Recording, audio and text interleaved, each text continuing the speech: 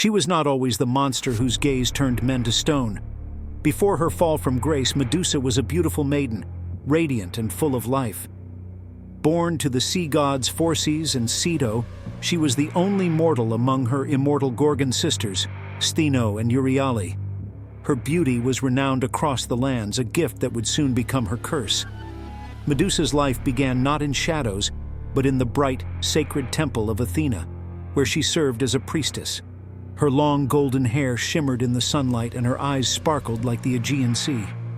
She was devoted to Athena, goddess of wisdom and warfare, and vowed to live a life of chastity in her honor.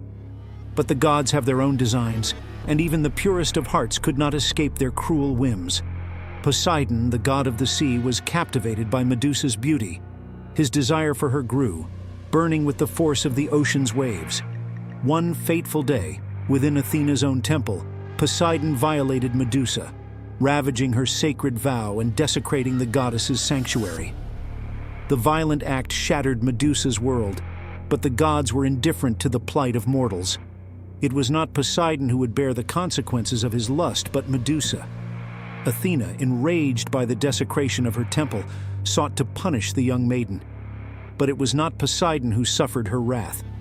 Instead, Athena turned her fury upon Medusa, the victim of the crime. With cold vengeance, she transformed the once beautiful maiden into a monster. Medusa's flowing golden hair became a nest of venomous snakes. Her eyes, once filled with light and life, were cursed to petrify anyone who met her gaze. Her skin became as rough as stone, and her radiant face twisted into a grotesque mask of horror.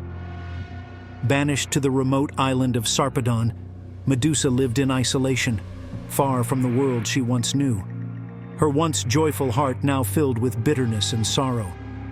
She became a creature of myth, her name whispered in fear as warriors sought her out in the hopes of slaying the monster and claiming her head as a trophy. But it was not just the men who came to kill her that suffered. Medusa too bore the pain of her cursed existence, forever imprisoned in her monstrous form, knowing that anyone who looked upon her would turn to stone. Yet despite the horror that surrounded her name, Medusa was not entirely without power. Her curse became her defense, and the men who came seeking glory met their end as statues scattered across the island like a grim reminder of their hubris. To some, Medusa became a symbol of malevolent terror. To others, she was a tragic figure, wronged by the gods and forced to live out a punishment she did not deserve. It was the hero Perseus, son of Zeus, who would eventually confront the Gorgon. Armed with gifts from the gods, a mirrored shield from Athena, winged sandals from Hermes, and a sword from Hephaestus, he set out on his perilous journey. Perseus, aware of Medusa's lethal gaze, used the mirrored shield to avoid looking directly at her, instead seeing her reflection as he approached. In one swift motion, he severed her head, ending her cursed existence. But even in death, Medusa's power endured.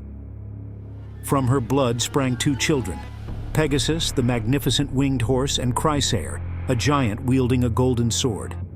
Her severed head, still retaining its power to turn men to stone, was given to Athena, who affixed it to her shield, the Aegis, to strike fear into her enemies. Medusa's story is one of tragedy and transformation, a tale of a woman punished not for her sins, but for her victimhood. While she is often remembered as a monster, her tale serves as a haunting reminder of the cruelty of the gods and the unjust fate that befell a woman whose only crime was her beauty. In the end, Medusa became something far more than a Gorgon. She became a symbol of injustice, of the dangers of divine power, and of the complex interplay between victim and villain in the ancient myths. Through the centuries, Medusa's image has been twisted and reimagined, but her story endures.